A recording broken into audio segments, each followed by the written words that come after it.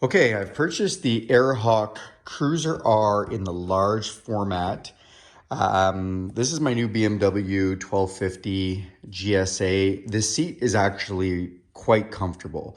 I actually just completed the 1,000 mile saddle soar, which is 1,000 miles in under 24 hours. We did it in 18 hours, where there was probably a total of at least 16 hours on the bike, and it was not uncomfortable.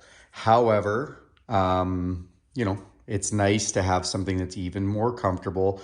And these AirHawks have gotten great reviews.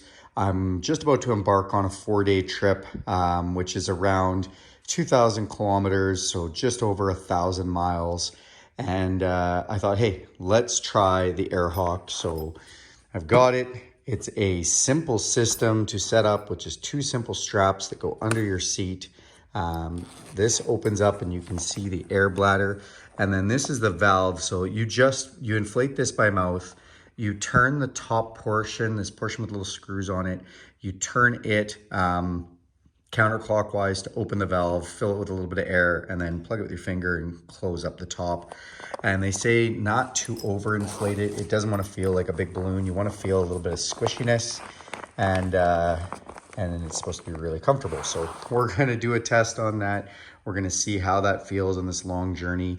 Again, love this machine already for touring, and I'm hoping this gives us just a little bit of extra comfort, and allows us to reposition after a long day of riding. So stay tuned. I'll give a after review on how that feels.